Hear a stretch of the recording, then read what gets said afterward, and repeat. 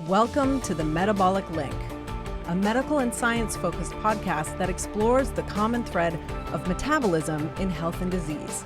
This is where science meets society. Welcome to the Metabolic Link. I'm your host, Victoria Field, and I am the co-founder of Metabolic Health Initiative, which is the overarching organization to Metabolic Health Summit, which is a medical and scientific conference, to the Metabolic Link, right here, and to our medical education platform, the Metabolic Initiative.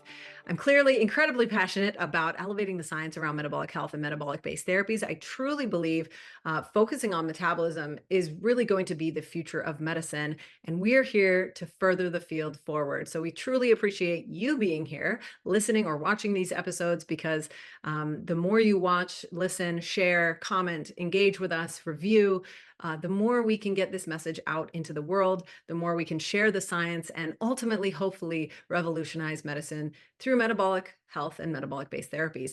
So today's episode is a really exciting and unique one. We're releasing a full presentation from Metabolic Health Summit 2024, which was held in Clearwater Beach, Florida. It was an amazing time, and we don't typically release these full presentations. So I hope you enjoy this episode. Let us know if you do, because then the more feedback we can get, the more episodes like this we can release. But today's episode is really a unique one. It's by Dr. Nick Norwitz, and his presentation is titled "A Dramatic Metabolic Demonstration, #Oreo versus Statin." Now, Dr. Nick Norwitz is a researcher-educator whose mantra is stay curious and whose mission is to make metabolic health mainstream, kind of similar to what we're trying to do here at Metabolic Health Initiative. He graduated valedictorian from Dartmouth College in 2018, majoring in cell biology and biochemistry. He then completed his PhD in metabolism at the University of Oxford in 2021 before attending Harvard Medical School to complete his MD. Now, Dr. Norwitz's enthusiasm for the field of metabolism derives from a personal struggle with severe inflammatory bowel disease that left him physically emaciated, mentally depleted, and emotionally fragmented. And in desperation, he found that a ketogenic diet actually put his disease into remission when conventional approaches had failed. You're going to hear a little bit more about this personal journey that he's been on in this short presentation. But before we begin, I want to take a quick moment to say thank you so much for supporting our sponsors. Our sponsors enable us to make content like this free to the public. They are really helping us do what we do here at the Metabolic Link, and we can't thank you enough for supporting them by visiting their websites, by purchasing products, because the more you support them, the more we can do here at the Metabolic Link. Today's episode is sponsored by Genova Connect. And if you're listening to this podcast, it's highly likely that you're trying to take your metabolic health to the next level. I know when I'm trying to reach health goals, the more data that I have, the better. Otherwise, I kind of feel like I'm sort of spinning my wheels, especially if there's some troubleshooting that needs to be happening. And Genova Connect takes the guesswork out of it for you. They take the guesswork out of taking charge of your health, right? So they have a wide variety of advanced diagnostic testing, all designed to give you insights into your unique health profile. And with this information, you can then make informed decisions that empower you along the way instead of kind of shooting in the dark and not really knowing what's going on. So what's more, though, is that they have all kinds of tests, right? They've got metabolic panels, they've got hormonal assessments, they've got food sensitivity and gut testing. Really check out the wide variety of testing that they offer. It's pretty impressive. And what's more is that you can actually go through Genova Connect to order those tests online yourself and then take them in the comfort of your own home, which is huge instead of having to go into a lab. I've personally used their Metabolomics Plus and their GI effects test, which is a gut microbiome test, and it helped me so much during a really challenging time where I was actually chronically sick for a couple of years. And I've been able to get back to my optimized self thanks to Genova Connect, really providing me with information that allowed me to work with my doctor to improve my health in many different ways. So I can't recommend them enough. Highly suggest you go check them out. And they're also offering you 15% off any of their test kits when you use the code Metabolic Link at gdx.net/themetaboliclink. That's gdx.net/themetaboliclink. And without further ado now, let's kick off this episode with Dr. Nick Norwitz. Thanks for watching. Our next speaker has really inspired me, not just his academic credentials, but also his education outreach on this topic, and in a very provocative way, but also academically endearing way. If you follow his YouTube page, Dr. Norwitz is completed his undergraduate at Dartmouth University as valedictorian and went on to do his degree in his PhD at the University of Oxford. He focused his research on ketone metabolism and neurodegeneration, I think studying ketone esters. And currently, he's a medical student, a third-year medical student at Harvard, pursuing a career as a physician scientist. Dr. Norwitz remains dedicated to investigating the dietary effects on metabolism, insulin response, and the lean mass hyperresponder phenotype. His talk title is entitled Cookies and Cholesterol Controversy, Testing the Lipid Energy Model and Provoking Scientific Discourse. So let's give a round of applause to our next speaker. I have since changed my slide title, just because I keep playing around with it, so I changed it as of this morning. Show of hands, who knows what I'm talking about? Looking at this slide, has heard of what this ridiculous experiment is. Okay, it's good. Now, when I put together the talk originally, I didn't know the release would land on Monday, so the response has been pretty good, but we'll get into that. So, without further ado, my talk's a dramatic metabolic demonstration, #Oreo versus Statin. Dom already gave a nice intro to me, so I'll kind of skip ahead, but pretty conventional academic path. Went to college, studied biology, went to grad school, studied metabolism for my PhD, now at Harvard. I did not expect on my path to have it derailed by what for me was a struggle with inflammatory bowel disease. What I found that helped was a ketogenic diet, and lo and behold, I was a lean mass hyperresponder. One thing led to another, and I met Dave Feldman, my brother from another mother. His mother evidently has better height genes than mine. But then things kind of blew up. And I chose this picture because the story that has followed since has always been wrapped around the thread of scientific awe. I have always loved science. I have always loved looking at the natural world and thinking, wow, that is freaking cool.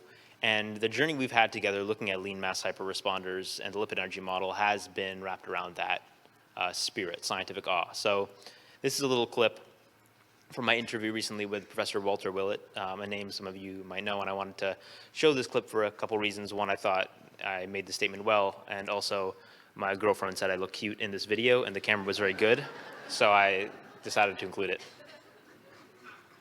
Oh, are we not getting audio on this?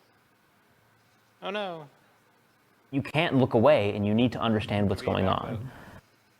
Are we doing this again? This is a story about scientific pursuit, about shock and awe, about seeing something that is so weird that you can't look away, and you need to understand what's going on. So I kind of feel like we've built a very unusual fellowship. Me, a young standard academic, we have Dave Feldman, a software engineer, we have scientists all over the world, and we're coming together over this pursuit of scientific awe around the lipid energy model and lean mass hyperresponders. Now, I'm not going to actually break down the lipid energy model. Maybe some of you might know it. I'll give you the pertinence later, but that's not really the core of this talk. This is about scientific pursuit, shock and awe. And what I will say is we have not been lazy studying the lipid energy model. Here are some of our recent papers, not all of them, but we've been putting out, so to speak. And that was actually unintentional. I apologize. We've been, see, now I'm thrown off by my own joke. We've had a lot of cool research. For example, most recently in the bottom right corner, our colleague who couldn't be here today, Dr. Adrian Sotomoda, MD, PhD, he's down in Mexico, was first author on a beautiful meta-analysis of randomized controlled trials, confirming some of the postulates of the lipid energy model. We found, for example, in this meta of RCTs, that there was an inverse association between BMI and LDL change, which is really interesting, right?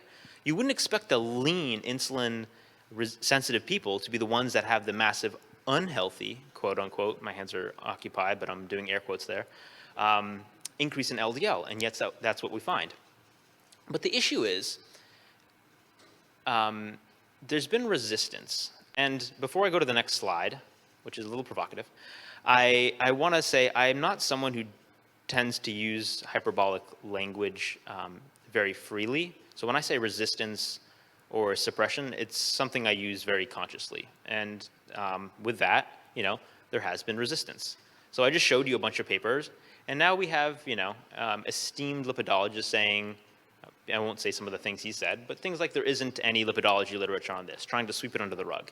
And if it were just social media, I'd be okay with it. Social media is what it is, but it's going into the literature as well. I don't know if anybody here was following when this came out. It was a paper in Circulation, or an abstract actually, it wasn't a full paper. And you can see what the title says. Bear in mind, this is in a top cardiovascular journal, Circulation, and was presented at an AHA conference. So now they're finally recognizing the lean mass hyperresponder phenotype, but it's rapid progression of CAD, coronary artery disease, after stopping a statin and starting a ketogenic diet in a phenotypic lean mass hyperresponder. The title is very clear. It's a case report of someone who went keto, was LMHR, and had rapid plaque progression. Now, when I saw this title, I thought, okay, it's a case report, it's a cautionary tale, and I'm all for that. We have a lot of unknowns, and I'm all for conservative messaging and cautionary tales when there is or are these unknowns. But then I read the abstract, and my jaw dropped to the floor because, again, I don't use hyperbolic language, but it was basically garbage.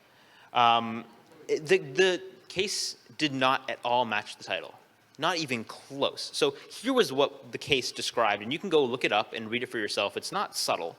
It was a guy, this is well before he's keto, presumably on a mixed diet, sometime basically in his 40s. They didn't actually clarify. It was pretty poorly written on the chronology time front, had a left anterior descending PCI because he had left artery disease. They had to go in there, presumably stent it open. When they're in there for his pre-existing disease, stenting it open, they look, oh, his right artery also has some disease in it, some moderate disease. So they put him on medication.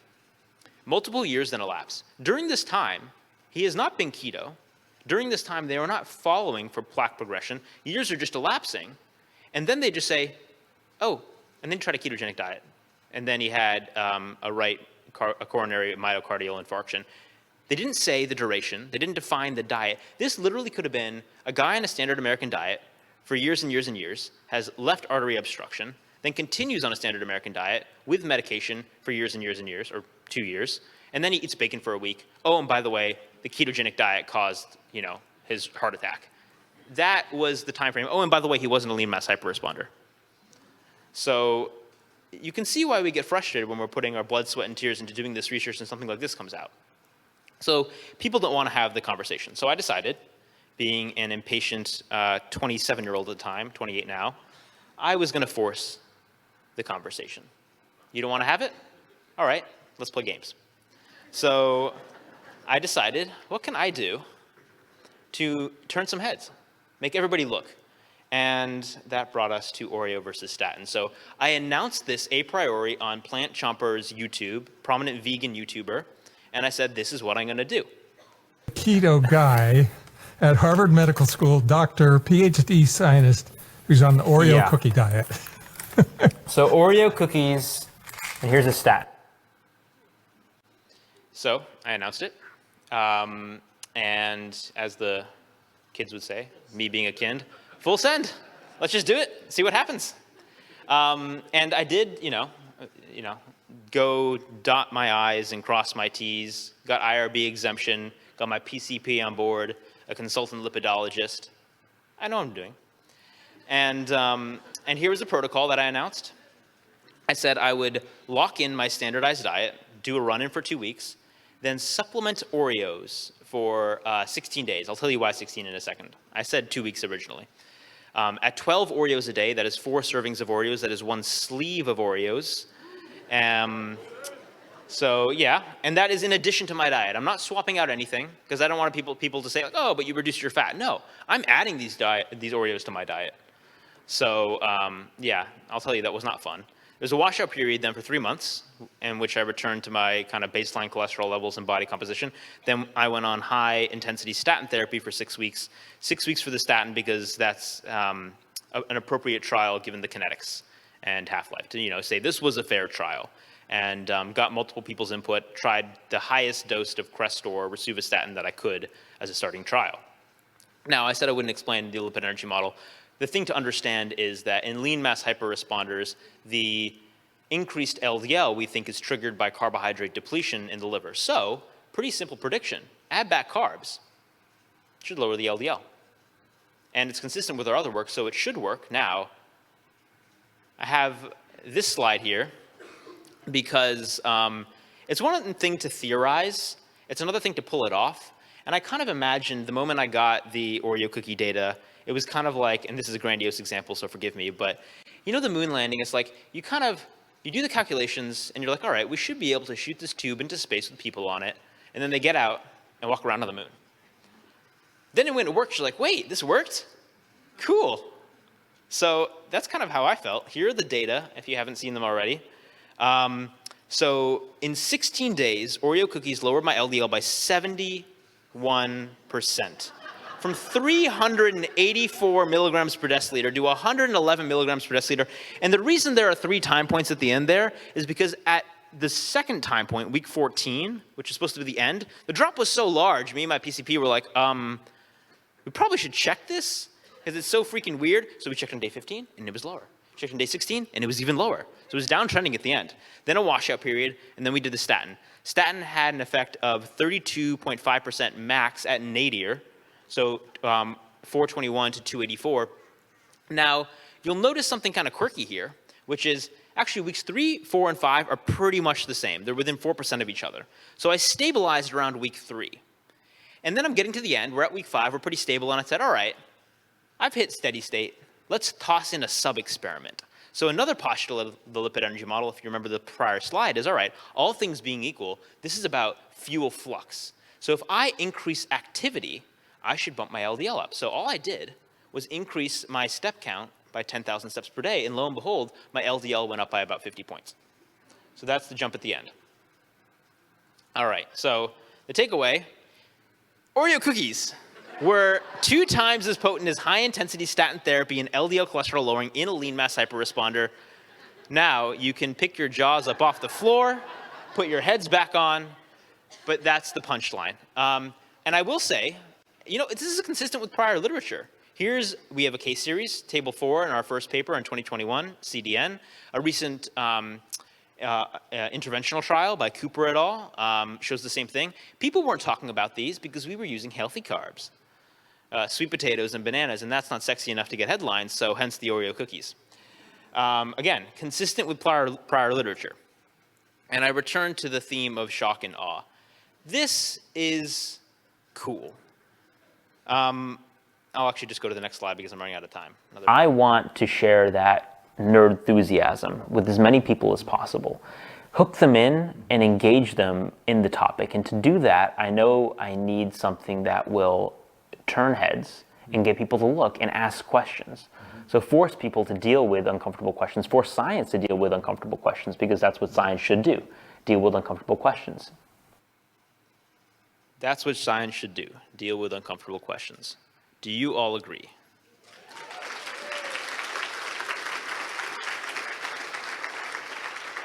I will also say, in the response to this Oreo versus statin, it's been overwhelmingly positive, but there are some who are saying, Nick, you're saying that high LDL is fine, or Nick, that you're saying LDL or statins are bad. I'm not saying any of these things, and I never have. But I think people need to examine their emotional response to these sort of data, because what we're implicitly doing is drawing what one could say is a paradox. I'm saying there's a clearly unhealthy intervention and a presumed to be healthy response. How do we reconcile those things? I'm not here to tell you the answer to that. I'm here to put that uncomfortable question in front of you and say, this is something we need to resolve. So, I hope we can come together in curiosity and invest more resources in studying lean mass hyperresponders and the lipid energy model. This was, in effect, for me, an awareness campaign of sorts. Our promise, we will not stop asking questions. We will not be bullied into not asking questions. And we will endeavor to engage in open-minded discussions with those of varied opinions, were they to be open to having discussions with us. Now, this is more me talking to me. Questions to ponder. I didn't do this flippantly. Obviously, I'm playing with fire here a little bit, putting a headline like, Harvard student lowers his cholesterol with cookies out in the media for them to bite at. But we're living at a really interesting time where like J Tower academia, social media, they're forced to interact. And how can we leverage that for good? When is it appropriate to engage in productive provocation? When is it responsible? Under what conditions is it warranted? And how do we ensure positive intent translate into positive impact? These are questions I don't have the answers for now, but they're the kind of things I'm reflecting on and observing as this particular story evolves. Again, the paper just dropped Monday. So I do have a call to action. What we're looking for here is engagement, so I would appreciate if you haven't already seeing the video abstract. It's less than 8 minutes. Dave did the animations. He put his blood, sweat, and tears into it. It is beautiful. It should be put on an iPad and replace the Mona Lisa in the Louvre. It's that good. And YouTube agrees with me. I think we're at like 425,000 views in 4 days. So go Dave. That was him. You can also share the link, share your opinions on Twitter. We do appreciate the engagement, and it boosts the altmetrics. If you don't know what that is, it's a paper attention score, a holistic paper attention score. And we've been doing pretty hot. So an average Nature paper is 102. The average New England Journal of Medicine paper is 128. That's the highest impact factor journal in the world. Within 1 day, we were over 1,100, and we are now past 1,400. This slide's even that a little bit old, so it's killing it. We're having some fun. Again, it was supposed to have media impact, and we're seeing that already. So yeah, everything's been doing well. We've been having tons of fun interviews, probably had over a dozen now. And now I'm kicking them down to over to Dave because I have to go back into clinic and medical school because I still have that to deal with. But anyway, that aside, I'm really optimistic for the future. I see people coming together over the curiosity of lean mass hyperresponders and the lipid energy model. This is what I see medical school classrooms looking like in 10 years when the LEM is in the curriculum.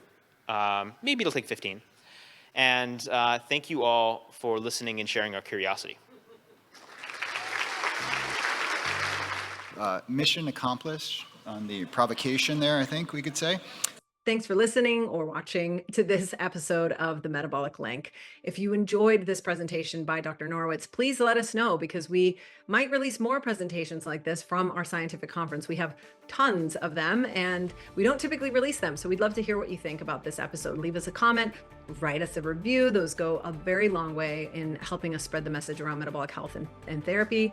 And also know that we have a medical education platform that's built for the health professional, but open to the public. So anybody can go check this out. There's an incredibly robust library full of metabolic health and metabolic therapy videos from our conferences, new presentations that are contributed by world experts, to live Q&As, to all of our ebooks that we put out into the world, and even exclusive podcast episodes that you won't hear publicly, and ad-free versions of episodes like this one. So head on over to membership.metabolicinitiative.com. That's membership.metabolicinitiative.com to check out what we're doing over there. I really think you're gonna love it. You can try it out for a week for free, which is even better. So I hope you enjoy our platform.